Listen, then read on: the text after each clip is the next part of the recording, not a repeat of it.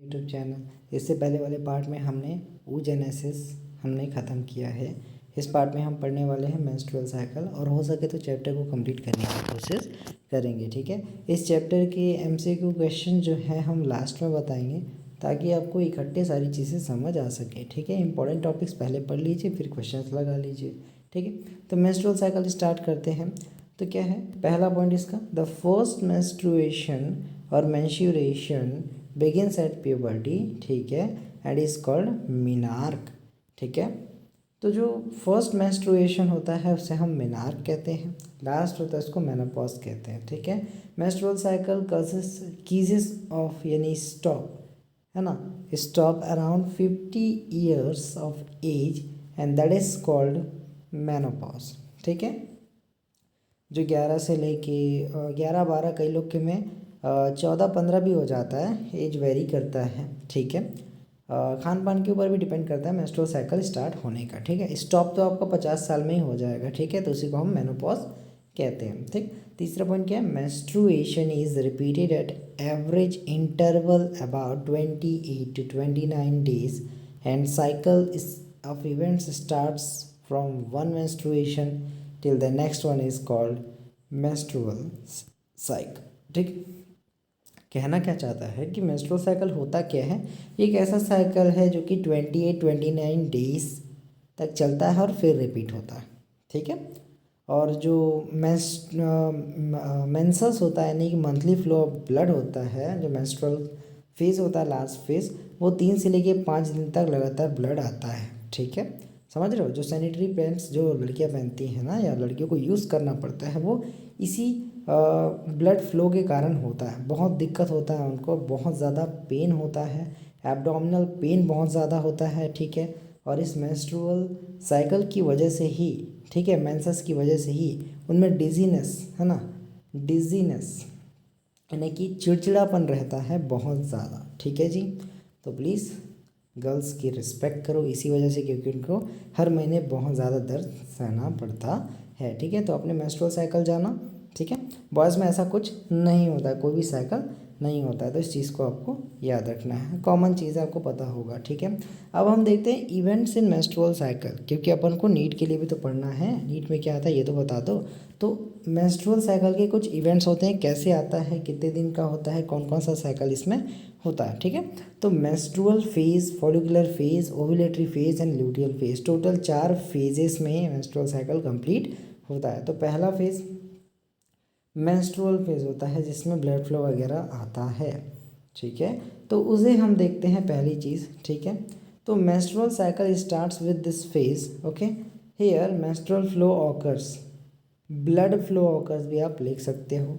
ठीक, it last for 3 to 5 days, 3 से 5 दिन का ब्लड फ्लो होता है, और more days in some females due to the irregular menstruation due to the any stress, poor health etcetera. देखो कुछ फीमेल्स में ये जो मेंस्ट्रुएशन वो इरेगुलर आता है, नहीं 3 से 5 दिन के बजाय 7 से 10 दिन तक चला जाता है ये ब्लड फ्लो।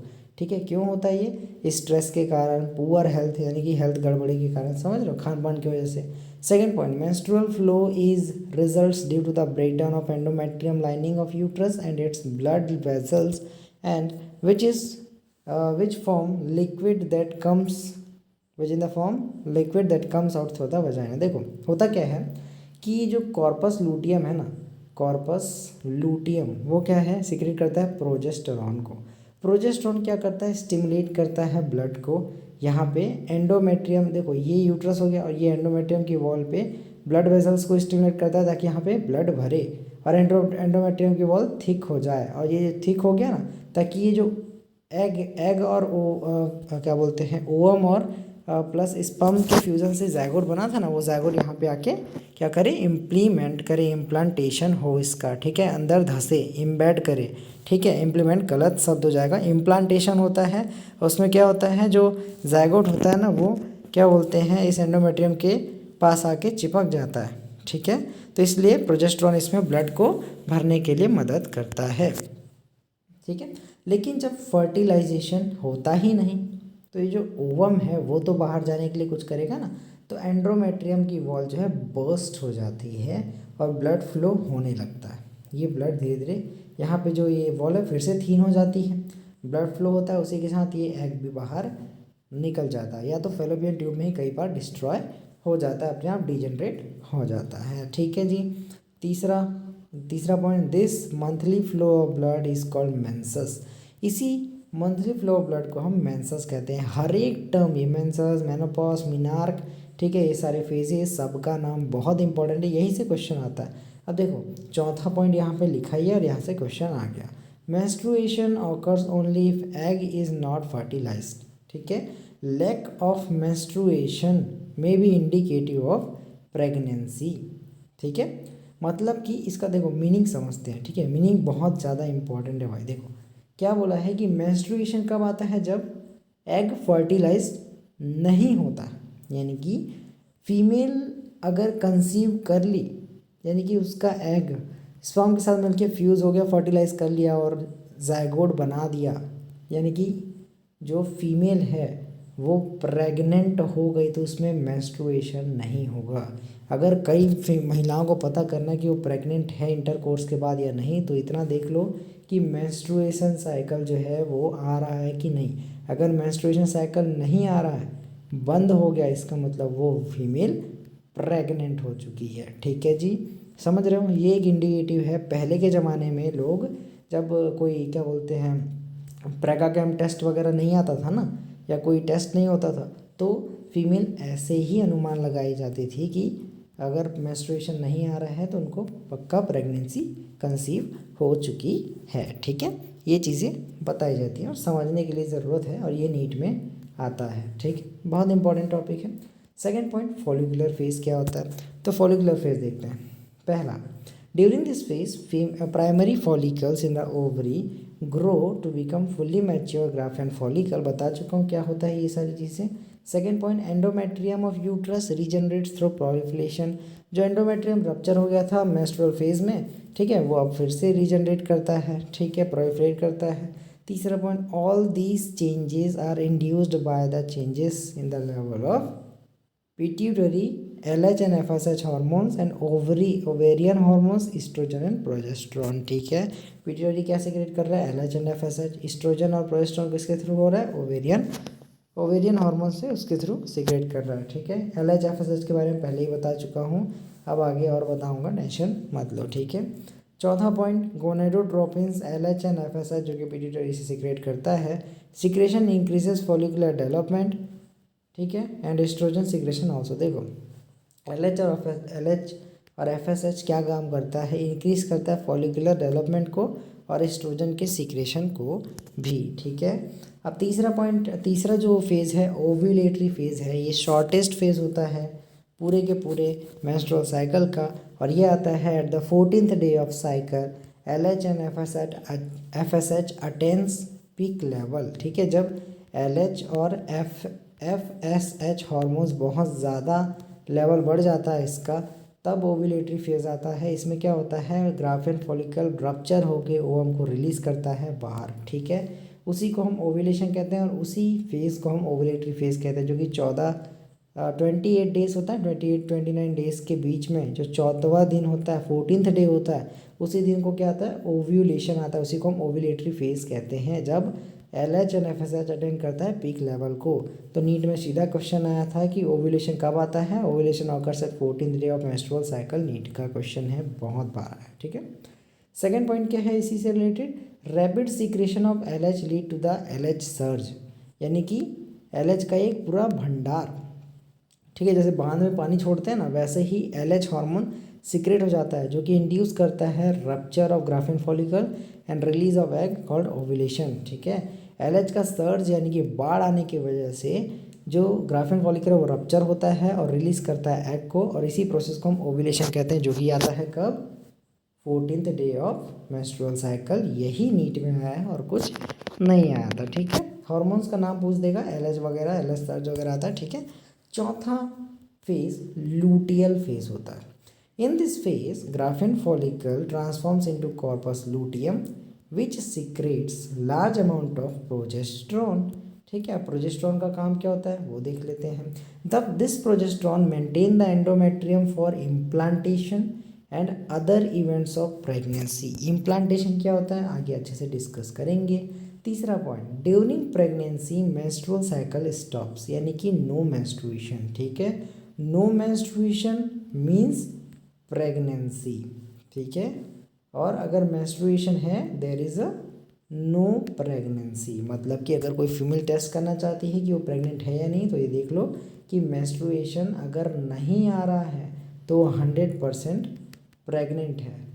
ये केस तभी अप्लाइकेबल होगा जब फीमेल पूरी तरीके से फिट होगी। अगर वो बीमार है, स्ट्रेस में है, तो वो थोड़ा रॉन्ग भी हो सकती है, क्योंकि 10-15 दिन तक कभी कभी मेंस्ट्रुएशन नहीं आता है, उसे हम बोलते हैं इर्रेगुलर मेंस्ट्रुएशन। ठीक है जी, तो हर बार इंडिकेटिव ये नहीं होता है, बट कई बार होता है। जब मेनली फीमेल इंटरकोर्स कर चुकी होती है उसके बाद ये इंडिकेटिव ज़रूर होता है कि मेंस्ट्रुएशन नहीं आ रहा तो वो प्रेग्नेंट ज़रूर है। ठीक है, चौथा point, if egg is not fertilize then corpus luteum degenerate होता है, ड्यू टू विच प्रोजेस्टेरोन का लेवल कम हो जाता है। So endometrium gets broken, endometrium क्या होता है, टूट जाता है। And menstrual flow occurs again and next cycle begin. ठीक है जी, अब यहाँ पे एक चीज़ नोट करने वाली, हमने क्या बताया, प्रोजेस्टेरोन डिक्रीज हो रहा है, कॉर्पस लूटियम डिजेनरेट हुआ तो डिक्रीज कौन किया, प्रोजेस्टेरोन। प्रोजेस्टेरोन के डिक्रीज होने की वजह से एंडोमेट्रियम टूट जाता है और ब्लड लॉस होता है, जिसके कारण मेंस्ट्रुएशन फ्लो आता है। और मेंस्ट्रुअल फ्लो जहाँ पे है वहाँ पे प्रेगनेंसी नहीं होती, इसलिए हम प्रोजेस्टेरोन हार्मोन को प्रेगनेंसी हार्मोन कहते हैं। क्योंकि अगर प्रोजेस्टेरोन हार्मोन ज़्यादा है तो एंडोमेट्रियम वेल मेंटेन्ड रहेगा और इम्प्लांटेशन अच्छे से होगा, बेबी का ग्रोथ अच्छे से होगा। लेकिन प्रोजेस्टेरोन जैसे ही कम हुआ एंडोमेट्रियम रप्चर हो जाएगा और मेंस्ट्रुअल फ्लो आ जाएगा, प्रेगनेंसी वहीं पे ख़त्म हो जाएगी। यानी कि progesterone is a pregnancy hormone, if this hormone decreases then it may lead to the abortion of the baby. ठीक है जी, इतना ही याद रखना है। सीधा क्वेश्चन आएगा, which of the following is pregnancy hormone, आपको टिक करना है प्रोजेस्टेरोन और आगे बढ़ना है। ठीक है, अब इस प्यारे से डायग्राम को, जो कि एनसीईआरटी का है, जो कि बहुत ज़्यादा इम्पोर्टेंट है, एक बार इसको अच्छे से डिस्कस कर लेते हैं।